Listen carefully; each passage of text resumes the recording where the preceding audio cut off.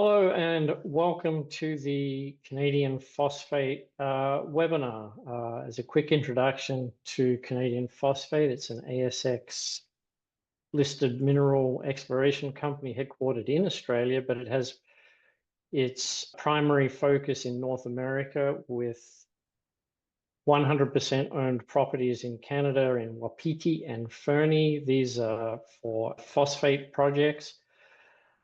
And they recently are expanding their footprint into the US with the Diamond Mountain Phosphate project. They should be finishing the property acquisition in 2026. Canadian Phosphate aims to become a major supplier of phosphate fertiliser using its high-grade, low-impurity rock phosphate. This can be used both for organic and regenerative fertiliser or value-added to turn into other products as well, both fertilizer and also higher value products that could be aimed at the battery market. Daniel, I will turn it over to you to go through a quick introduction or a quick description of Canadian Phosphate and where it's at and what the prospects look like going forward. Thank you. Great. Thanks very much, Anthony, for the introduction. Thanks everyone for taking the time today. So yes, as mentioned, Canadian Phosphate is the holder of the only sedimentary phosphate deposits known in Canada today. And why that's important is because of it's the main source of phosphate fertiliser. And most importantly, it's also due to the fact that Canada imports 100% of its phosphate needs today into the market. And as mentioned, we do have two projects and they form the basis for our strategy in Canada today, and that is in Wapiti and Fernie, which are both 100% owned. But for the purpose of today, I'll talk and focus mainly on Wapiti because it is the most advanced project of the two. But fundamentally, Fernie is following the same trajectory and the same path, but it's 12 to 18 months behind Wapiti. So what you hear about Wapiti is what we're also going to see in Fernie in the future. Just a quick recap on the board and the market cap. We have four directors, myself as managing director, Stuart Richardson as chairman, and Peter Doyle and Mel Webber.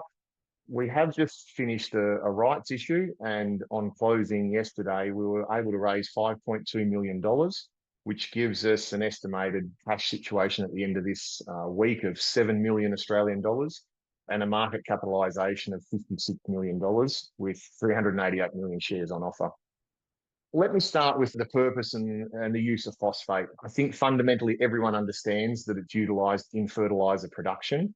But in order for rock phosphate to be utilised in fertiliser production, for synthetic, I'll say, it does need to be processed. So just want everyone to understand that rock phosphate is an interesting resource, but it's a far more interesting resource after it's been processed, either using sulfuric acid or thermal using heat. But predominantly, majority of the world uses sulfuric acid. Again, why are we in such a strong position today? In my view, it's threefold, but I'll start with the very fundamental that I mentioned at the beginning. Canada produce zero of their own phosphate fertiliser needs. They import 100% of it. They do produce all of their nitrogen, all of their potassium, but they have the critical third piece missing in the NPK, which is the phosphate. We also know, and you've heard, that phosphate is also used in LFP. It's a very interesting topic for us today, and I will go into some detail. It does not form the basis of our strategy, but it does show and give us potential for expansion and development into that space through a various technology. But fundamentally, today we are very much focused on the production of synthetic phosphate fertiliser in Canada for Canadian farmers. And the obvious situation today, and unfortunately there's money in misery, and I'll say that from the Iranian situation, has really highlighted the importance of phosphate and highlighted the very, I'll say, limited supply chains that exist today. Canada imports 100% of their phosphate, approximately 60% from the US, which of course we've all heard about the tariffs that the Trump administration has discussed, which has created anxiety. The other 38 to 40% is coming from Morocco, who controls 70% of the world's known phosphate resources. So we refer to that as the single choke point. I think it makes most countries nervous in all reality. But you've also got the point and the fact that outside of the US and Morocco, the other key suppliers and major suppliers in the world are China, who fundamentally have been producing 40% of the world's phosphoric acid, which goes into the fertilizers, goes into the LFP batteries. Over the last 5 years, they've effectively restricted exports down to a very small volume from that 40% of the global supply. That is the key driver of phosphate prices over time. Russia was also a major supplier of phosphate. So you have these two compounding events.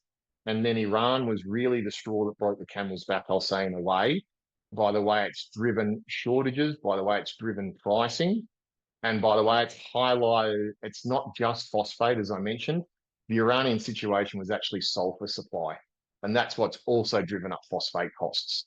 So it is quite a dynamic. It is a challenge sometimes to explain it because it's not gold and it's not copper like many Australian investors are used to. There is this really important element of downstream processing to value add. And I think it's really important to highlight for many Australian investors that have ever had exposure to phosphate, this is not Australia. The clear fundamentals of why it hasn't worked in Australia is why we see the fundamentals working in Canada. And to see that, let me explain what the 4 to 5 major drivers are of a successful phosphate company, because the vast majority of them are vertically integrated. Very few of them sell straight rock phosphate because it's a low value commodity.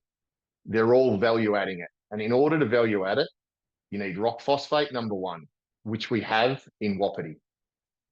Second thing you need that's just as important is a source of sulfuric acid.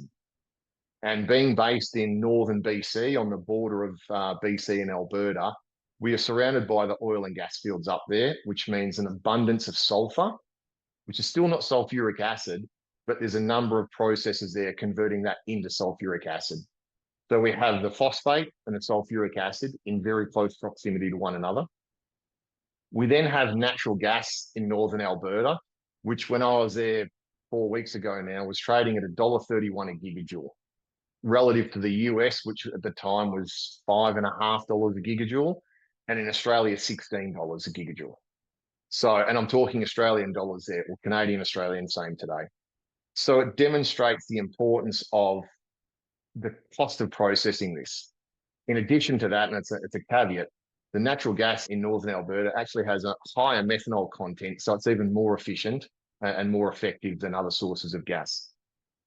The next two things that you need are rail, of which we're surrounded, I won't say surrounded by, but we have access to rail for CN and CP lines to move it around the country in Canada.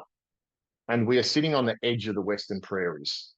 And we all know that at the end of the day, fertiliser is still just a commodity, and logistics plays a key role in whether you're profitable or not. So when we look at where we're situated, what is around us in terms of access, our ability to produce cost-effective phosphate fertiliser appears to be very, very positive. And I say appears because until I have a feasibility study to demonstrate that, I'm not going to overlook those aspects. But fundamentally, it puts us in a very strong position in a country that imports 100% of their needs. So you've also got to understand that from a marketing perspective, fertiliser retailers are buying their phosphate 3, 6, 9 months in advance of the season in order to ensure supply. When they're making maximum $100 a tonne on that, and they're paying $1,000 a tonne for the product, you really don't need much of a shift in that commodity price before they've completely done all their profitability. And in certain instances, we see them going bankrupt. And not to mention, you're also throwing in the currency risk as well, because it's all traded in US dollars. So here we are in the country, in Canadian dollars, making the phosphate fertiliser. So if I then take it forward to the Wapiti situation and where we're at today, because the fundamentals look too good to be true, to be honest with you, but that's why we are excited, and that's why we see this company moving along in leaps and bounds in the last few months, I would say, because people start to see the huge competitive advantage we have. What has delayed us for a number of years has obviously been the development of Wapiti. We are finally in the stage now with our exploration permit approved, with funding behind us, with contracted drilling starting on the 17th of July. So we're now in a position to actually prove to the market that we do have a significant resource there. And we like to say it's not really mining exploration we're doing now, it's validation. We do have some history of drilling in Wapiti, and we did have an original maiden resource of 1.5 million tonnes, but that was simply to address the organic fertiliser market, which you can see we've passed through that phase. That's still a lovely side business. And I say lovely because it pays salaries, it pays listing costs, it pays insurance, it pays a G&A, which is not so typical, I'd say, of an exploration company. That'll continue to grow, and it's $2.5 million today. We'd like to get it to 5 and eventually up to 10, but it's not interesting for a listed company. Great to pay the bills. The focus is obviously on a single super phosphate plant to produce phosphate fertilizers that growers actually demand. And that's what the market is chasing. So coming back to the drilling program, we expect to complete that towards the end of this year in terms of a mineral resource estimate being provided to the market to show them that we actually do hold significant source of rock phosphate of high quality and relatively low impurities for a sulfuric acid plant. And again, it's more about validation because of the fact this deposit, it outcrops at surface. It's got a strike length of 21 kilometres. We've had bulk sampling permits there before, and we know it exists. What we have to validate is what is the thickness of the seam. We know it's between 1.5. We'd like to get some thicker segments to it. We know that it's typically between 16 and 20%, but we really need to validate this further and expand on that resource through this drilling program this year, and then announce that resource and then move towards the first stage of feasibility studies, which we believe we will start in early 27, sorry. I'd like to say potentially 26, and that's the target, but I'll say beginning of 27 to really start to demonstrate the economics behind this project. And obviously the metallurgical testing will be done then, which will give us some further insights into the beneficiation and the flow diagrams and all of that work that goes into determining our cost of production. Knowing that we have the source of sulfuric acid very cost effectively, the source of natural gas, the growers in the market, the demand in the market, we feel like we're well positioned to weather against any headwinds that do come our way. I think what I touched on is important to understand. Phase one of the company was a long, slow, arduous phase. And I think when I joined the organization, unfortunately, I'll say organic farming is not going to feed the world. There may be a position for it, and that's great. I'm not for, I'm not against. But what I will say is it's still going to remain niche. And as such, so does the rock phosphate as a source of fertilizer. Rock phosphate is not that available to the plant, hence the reason people process it. So that's phase one completed and ongoing. Phase two is really around single super phosphate. And what's important, I think, here for people to understand is we're going with a scalable and modular approach.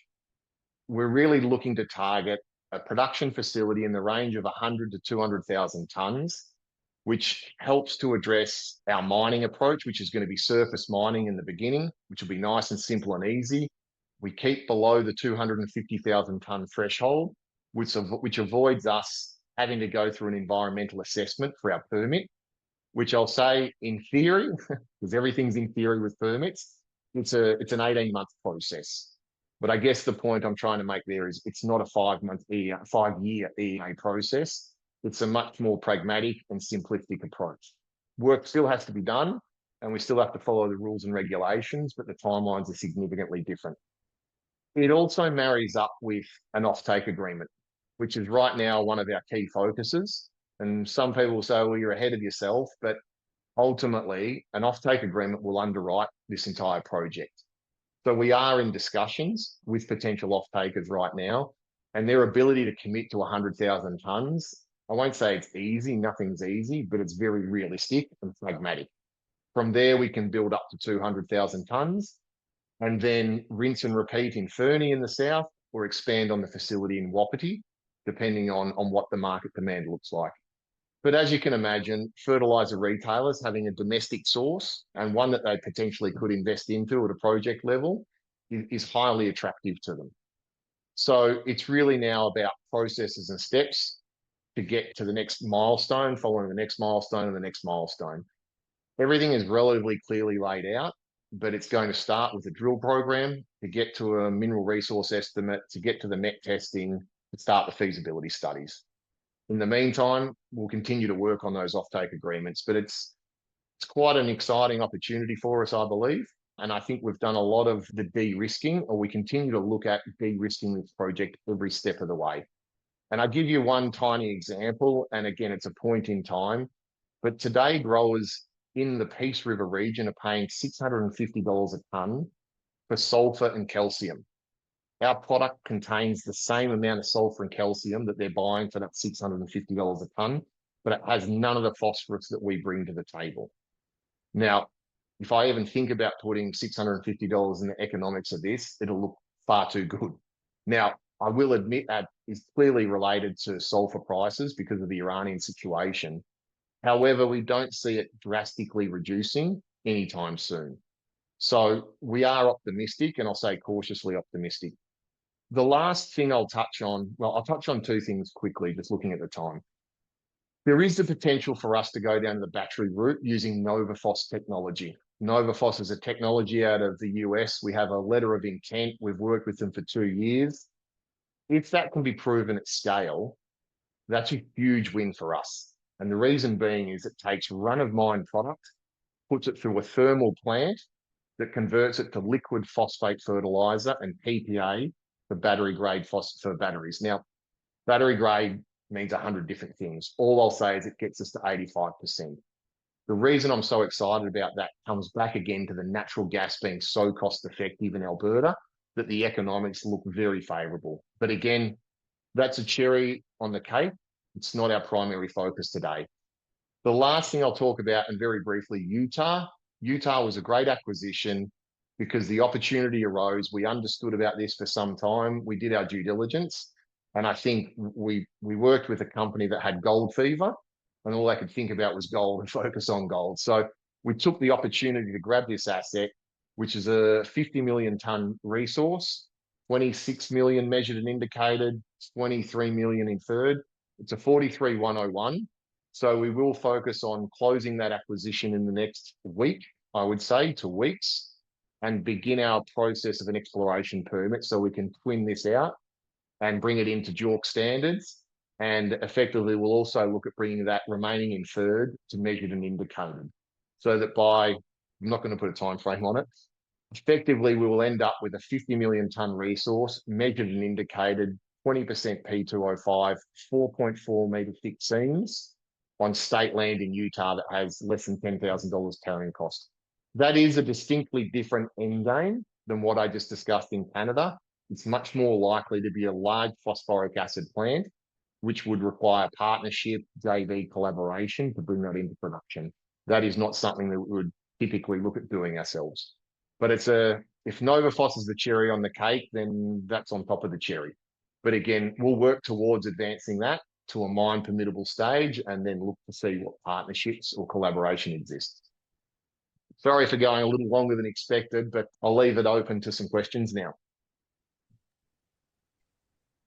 Yeah, no worries, Daniel. Let's see, what do we have for questions? Can you talk a bit about the milestones you need to see over the next 12 months? I know you sort of touched on them in your talk, but when it comes to sort of getting to the feasibility study, what do you need to see in the way of the timeline to get there? And when do you think that you would start and end the feasibility study? So, as I mentioned, mineral resource estimate end of the year. There's some debate, I won't go into it, but most likely start a scoping study in January versus a pre-feasibility, but that's still under discussion. We think that's really only a 6-month process. Mining from surface is a very simplistic approach. The single superphosphate plant that existed for decades, we've already got quotes out for it. It's a 15 to 18 month build. And at the same time, as I mentioned, we're looking at an 18-month permitting timeline, but everyone knows I'd be crazy to put a date on that permit. But having said that, we have very good relationships with the Ministry of Mines and Critical Minerals in Wapiti and also the environmental team.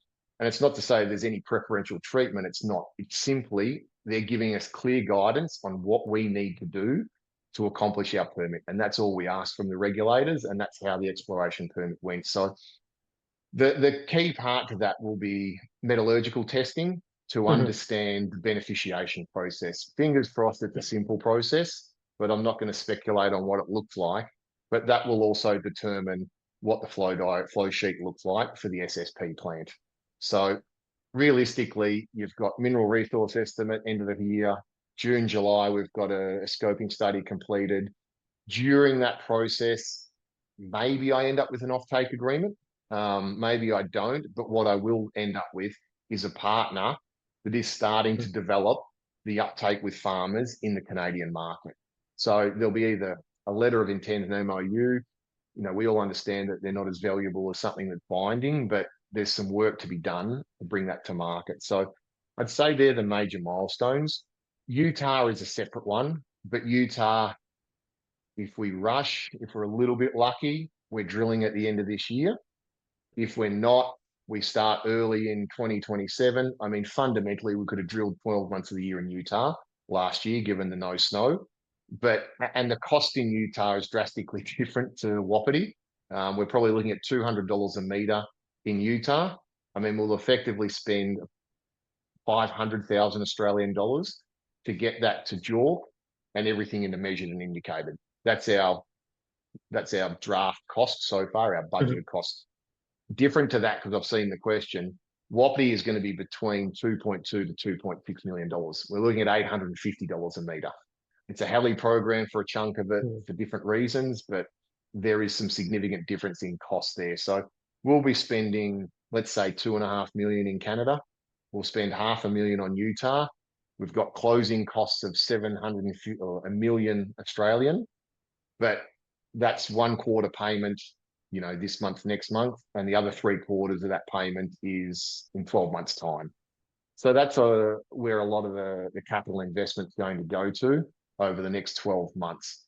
Lastly, Fernie will complete an exploration target on that by the end of this month, next month, and that will then lead to an exploration permit application for drilling in 2027 at Fernie. But Fernie's 60 kilometres of strike length.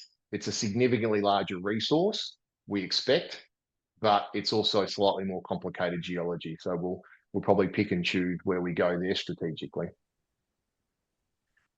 So it sounds like you've covered the capital allocation priorities. So with the recent rights offering, are you funded? How far along are you funded before I think $7 million in the bank today. Like I said, and I'll talk in Aussie dollars, $2.5 million goes into Canada, to Wapiti. Another, well, if we're going to say 12 months, another $1.5 million into Utah. You're at $4 million, leaves $3 million in the bank. And then I'm going to say there's another $500,000 in met testing and work to be done. That's probably on the high side, but the thing that we're just working through now is a quote on the feasibility costs because of this discussion around scoping studies and pre-fees. But imagine there's a $500,000 between the met testing and the feasibility studies. So it's leaving you with 2.5, 12 months from now. Not to mention 2.5 minus another 800,000, because one thing I forgot to mention, we are going to be mining our bulk sample in Barnes, and that's a 10,000 tonne bulk sample permit. And that's effectively $800,000. But the value of that is $2.2 million in sales as we put it out to the market to test further. So that'll actually bring in revenue. And we do expect that our sales will continue to grow to bring some revenue back into the company. But I'm not going to speculate on those volumes. Traditionally, it's been between 2.5, 3 million in revenue with 50% margin. So we're in a healthy position. Yeah. With your proximity to market and proximity to raw materials, where are you on the for single super production? Where are you on the cost curve relative to the material that will be imported? So today there is very little single super phosphate imported, and the reason being is it's a lower phosphorus content than MAP or DAP. Yep. Now, the advantages we bring to the table is we bring 12% sulfur and 18% calcium, but we are 20% phosphorus versus 52% MAP and DAP. The Yep. reason being is that logistically moving 20% phosphorus around the world does not make it, it's not very economical. Now, given all the advantages I've spoken to, if you're producing in the market and you're selling in the market, well, there is clear advantages. And to give you an example, today you're paying $1,400 to $1,500 a tonne for MAP and DAP. Our expected price for single super, and expected, things are pretty changing quite drastically, but we'd be around the $500 mark. So you're really giving growers an opportunity, one, to have a cost-effective source of phosphorus with sulfur and calcium, which is critical for canola, their number one crop, and also for their soils. And you've also, again, it's on a technical point, but I'll give you an example. When you spread 100 kilos of MAP onto the ground, you get 52 kilos of phosphorus. The problem is that phosphorus gets bound up in the soil again, and it's not available to the plant. So the agronomists will say, typically speaking, you'll lose between 30 to 80% of the phosphorus that you spread on the ground because it's too concentrated. So we do see a lot of advantages with SSP in that canola market and also for foraging crops. And given the cost dynamics of it, we think, I've had a number of growers said to me, just build it and we'll consume everything you can make. I said, thank you, but my market strategy is not build it and they will come.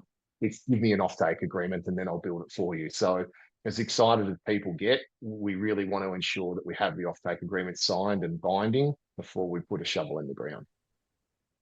Can you, if assuming that you get the offtake agreement and that you can build and expand to 250 and potentially above, can you go through the permitting and studies that need to be done in parallel to being a producer up to that 250? Yes. So the 250 is every year. And that's part of the strategy, which is let's build it, let's develop it. Yep. And at the same time, in parallel, we can go for a major mines permit. Yep. Okay. So we're going for an industrial mineral quarry permit to start with. We're under 250,000 tonnes. Once we feel comfortable and we think it's a worthy investment of our time and money, we'll go down the major mines path as well.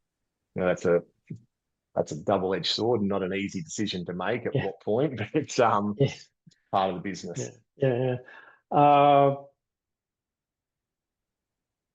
Talk about, I guess, selling letters of intent, offtake agreements. Is there any case to be made for you guys just selling direct to the farmers? It's a great question, and I'm ready for the. Not that I'm ready for it, but it's the same thing that's gone around in my own head 100 times. The challenge is the deal of the distributor. They're going to take 20%. But yeah, well, let's say if we're selling at $500, they're going to want to make $50 or $60. Now I could cut them out and save that, and everyone say, well, you've saved quite a bit of money and profitability. But my ability to expand and to move across the market is drastically limited. And I can tell you now, employing people and putting people all over the place in a sales team is an extremely expensive process nowadays. I mean, it's just the cost of having someone on the road. And when I joined the company, we had 5 or 6 people on the road, and I had to terminate them all, bar one. Sales didn't drop, but profitability went up significantly. It's a real headache. But more importantly, to move product around Canada, you need rail sidings and you need warehouses, you need depots. And the people we're talking to have 26 rail sidings and 26 sites to house this material. So the answer is no. I mean, if I was short-sighted, absolutely. But if we're going to build this into something meaningful, you can't have your cake and eat it too. The minute I sell direct to farmers, I get zero support from a retailer. On the cost side, do you think you can lock in long-term good sulfur costs, or are you going to have to be open to whatever the market price is? No, I mean, without divulging, it's not that I don't want to divulge too much, it's that they're very preliminary discussions, but we've been doing site selection already. I've been over to Grand Prairie, I've been to Edmonton, and we've looked at our options there. And there's 2 critical aspects, which is what has rail siding or what has the potential for rail siding, and what is my source of sulfuric acid. There's meetings with sour gas plants and sulfuric acid plant next door to where we'd look to set up or down the road. So most of them are looking for long-term offtake agreements because despite what you see today in Iran, historically there's a massive oversupply of sulfur, not a massive oversupply of sulfuric acid, but a long-term offtake agreement with very, very little transportation costs is the reality for us. It's one of the things we hang our hat on. And so we're in discussions already. And by partnering or being next door to a sour gas plant, which is typically they produce a lot of sulfuric acid, Yeah. you also get access to the natural gas. Even more cost effective Mm. than probably the $1.31 I've discussed. So Yeah. that is the primary focus. How far do we get from our Wapiti mine and how close is the sulfuric acid? Because if we were to Mhm. build in Grand Prairie, 80% of your customers would come and pick it up in their own truck. You wouldn't need rail Yeah. in the first instance. So again, significant benefits. And I guess talking kind of about the market in general, is Canada currently in a, would you call it a phosphate fertilizer deficit, or is it balanced? No, it's Bearing very in, balanced. But okay, they tend to they generally get what they demand out of okay. the US and out of Morocco. I think when you start, or sometimes they order out of Saudi or Egypt, and all of a sudden the ship gets diverted somewhere else for a better price, but it's a low percentage. It's really about the cost. I'll give you an example. To get phosphate from Simplot's facility in Idaho up to Mhm. the Peace River is $120 a ton in freight, Canadian dollars in freight alone. So it's really, and sometimes people say, why not start Fernie before you start Wapiti? Well, Wapiti's so isolated, and that Peace River region's over 10 million acres. I've created a moat around the rest of the Mm. market for myself.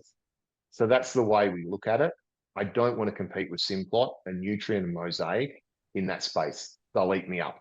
But what I Mm. can do is compete with them on single super phosphate and position it and market it as a different opportunity for the grower. I mean, as What? an example, sorry to waffle on, but some of the growers are driving 14 hours in their truck to go and pick up phosphate down in Saskatchewan. Hmm. So there is the clear opportunity, but nothing's ever easy. Yeah, yeah. And what about how on board is the government with the Canadian government with what you're doing? Well, I guess the local state governments. What sort of A help good are you getting? question. Yeah, look, there's two aspects to this. They're extremely supportive of us if they know Mhm. us. We've kept a very low profile up until this point because honestly, Mhm. I've had nothing to talk about. Up until 8, 12 months ago, we didn't have this strategy. It was organic fertilizer, blah, blah, blah, blah, blah.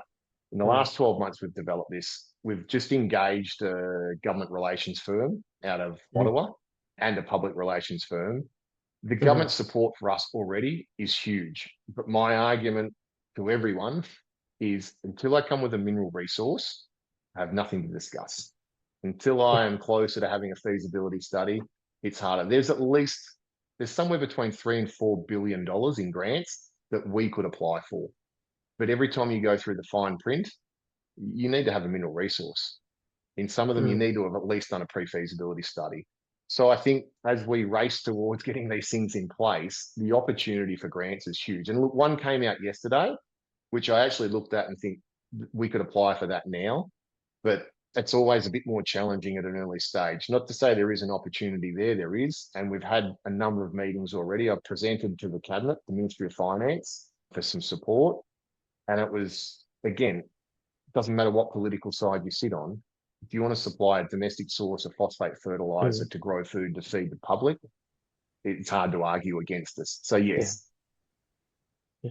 What's the margin uplift that you get from going from rock phosphate to super phosphate, or I guess single super? it's look, I don't want to dodge the question. I just don't want to answer it because until we do a Okay. pre-feasibility study, but I will give you an answer. What I'll say is it's not about the margin uplift, it's about volume. No one wants rock Okay. phosphate.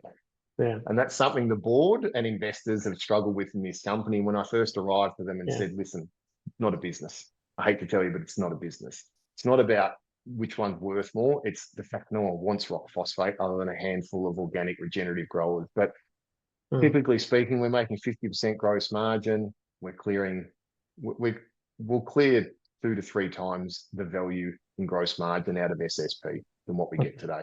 Is my expectations as a caveat. Yeah. We need to complete our feasibility studies, and we need to make Yeah. sure we've ticked all the Yeah. boxes. Yeah. Um, you may have answered this before, but why start with Wapiti and I guess, No, no, well, it's a actually, good no, sorry. question. And I guess the other part of that question is what needs to be done at Fernie to get to the point where you have either the PFS or a feasibility study to do there? In Fernie, Yeah. okay, I'll answer the first part quickly because although I touched on it, there's a key point to it. Wapiti Mm. has the most consistent, simple geology Okay. of the two. Yeah. So that's Okay. why I say we're not going to do exploration, we're going to do validation. We Yeah. know it, we see it at surface, Yeah. geology basic. So that's one of the reasons. The other reason is it gives us a major competitive advantage being so far north and away from the Yeah. markets. Fernie feasibility study. First step is exploration target from Dar Rouge, which using all of the coal drilling holes and all of Mhm. the coal work that's been done and some of our own work will help us to pinpoint our exploration program. I mean, at Mhm. 61 kilometres of strike length, I'll waste a huge amount of money chasing that everywhere. That's the Mhm. first step. That allows us to apply for an exploration permit, which then allows us to drill, to then define a resource, then to start a feasibility study. I mean, we're 3 years away minimum from having a feasibility study. If I think about it, you're drilling, at best, you're drilling next year on a permit. You're having a mineral resource at the end of 2027. You're starting a scoping study, what the Canadians call a PEA, in 2028. Mhm.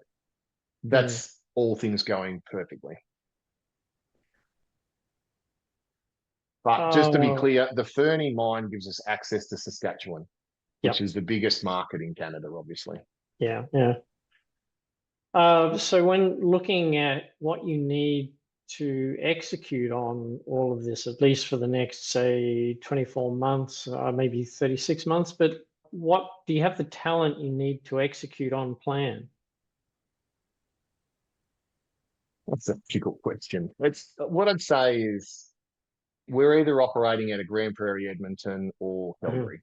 So in Mhm. terms of accessing mining talent, zero risk. In terms of accessing industrial manufacturers, I think out of Edmonton, zero risk. I mean, the Mhm. industrial heartland of Alberta is Yeah. huge there in Edmonton. And I'd say the same. Grand Prairie is quite well developed and developing. In terms Mhm. of accessing talent, I think one of the ways I think about it, given my background, I worked in corporate for 20 years, Mhm. Syngenta, French cooperative. Our VP of mining operations worked at Lafarge and Holcim, the cement companies. When you look at fertilizer, you've got Nutrien, Mosaic, and Simplot. Mhm. Any entrepreneurial person generally wants to get out of those companies because it's a huge moving machine that moves very slowly. They get very little Mhm. input to. I think Mhm. our ability to attract talent out of those companies would be relatively easy. And as an example, it's not the same, but we have Corey Avison on our strategic advisory team. He ran the single superphosphate plant in Geelong, which he just finished Oh, okay. decommissioning and closing down. And they closed down. Why?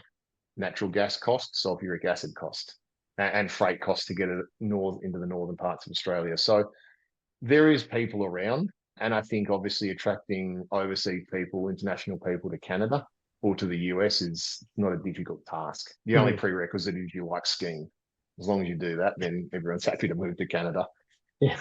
So no, I don't think it is, honestly. I think there's enough levers that we can pull to attract talent. But Mhm. fundamentally, our VP of mining operations, brilliant, brilliant. And it's all because he's got an entrepreneurial mindset. He's a generalist in a way, even though he's an engineer, but he has a Mhm. very open mind to all aspects. And that's generally the best talent you can find. Yeah. Question from the audience on for you guys. Would you look at it as a capital light project, or given No, everyone else is? no, no. I mean, it'll be for us to get it developed and Mhm. get it permitted. Yes, it's capital light. The reason it'll be capital heavy is it is 100 meters underground. So there is a cost to getting down to it. But Mhm. once you're down there, then it's a continuous mine, a room and pillar strategy. But Mhm. you're going to want a serious player in the fertilizer Yeah. space or the LFP space to make that investment. And honestly, if you ask me what I want today, it's someone in the battery industry because they're price insensitive Mm, to phosphate. It's mm, so critical for what they're doing. You look at LG and Stellantis in Ontario, they've just finished their $7 billion plant. Volkswagen is now building their $5 billion plant. Right? I may have switched the two, but either way, those mm, plants are either built or are getting close to completion. And the entire source of battery grade phosphoric acid still comes from China. I mean, you've got mm, companies in Michigan, you've got Tesla down in Arizona. Honestly, their ability to buy something without too much sensitivity around price is significantly better than a fertiliser group. The mm, fertiliser mm, group is going to analyse it to death. But at the end of the day, talking recently, as in yesterday, you look at the number of phosphate projects in the US right now, there's nothing. mm, There's a small one called Murdoch Mountain from a group out of Vancouver, which is focused on the organic regenerative market, all theirs. There's no other major projects that we've come across outside of Simplot, Idafos, Mosaic, and Nutrien. And just Idafos's, they supply all of their product into Simplot. So there's only three marketing groups. So I think we're well positioned to attract a partner, and mm, particularly, I'll say, a partner that would like a footprint in North America. There's a lot of international companies in phosphate that would like to mm. have a position in the North American market, given tariffs, given everything that's going on. It's a very valuable market. How depleted are the US phosphate resources?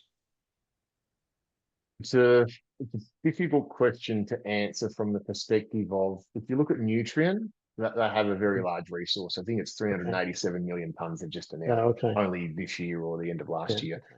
Simplot are a private company, so you Mm, can't get any records on them. mm, While Mosaic represents 60% of the North American market. They're bringing a vast majority of their rock phosphate out of Peru because they have exhausted the phosphate in Florida.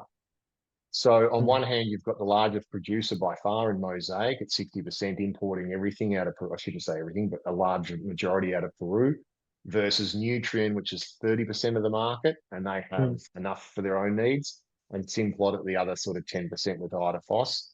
I suspect they have enough of their own needs too. So it's yeah, it's more about what the USDA is talking about, which is they want to encourage new fertilizer companies into the market. They continually chastise Nutrien and Mosaic for their duopoly, and Mm. I won't say their pricing policy. I think at the end of the day, it's a global commodity, so I don't know that there's any pricing issues truly going on. It's expensive, and politicians are trying to make the average person feel better about what they're trying to do. But the reality is, it's a very tight market. OCP, Mosaic, Madden in Jordan, a group in Egypt, and it's not a big supply chain. Yeah, yeah. Doesn't look like we have any more questions from the audience, and I think my questions have dried up. So, if you have a few closing words for us on what looks like some pretty interesting times going forward to just drive these projects to the finish line, happy to get your closing comments. Oh, look, I'd just say I think it's a very exciting time ahead of us. I think the next 6 to 12 months is limited risk. It's all about execution Mm, more than anything else. We have a very clear path, a clear strategy. We're well funded, and I can guarantee the story of phosphate is not going to go anywhere in the next 12 to 18 months because I think the situation is not going to improve overnight. And I think the more people understand phosphate and its importance, the more they'll understand why it's a critical mineral in the US, in Canada, in Australia, and in the EU. It's fundamental to food security and also to the energy transition. So we're in a mhm. good space. It's up to us to execute at the end of the day. Actually, I did have one last question that has come to mind as it sort of wafted into my head. What makes the Canadian market a more interesting one relative to Australia if you're going to try and be a phosphate fertilizer producer? Is it just the market How conditions? political do you want me to get? Uh, Get very political on you. No, it comes back to what I mentioned, Anthony, which is yeah. a lot of the phosphate deposits are out in, middle of Queensland Yeah. So the cost to get it to port, the fact that there's Yeah. limited Okay. energy out there, sulfuric Mm. acid, Yeah. people, the cost of doing business in Yeah. Australia, and just throwing some capital gains tax on top of it, and nothing will ever work. Yeah. Okay. So there's logistical barriers and Yeah. supply access Yeah. barriers.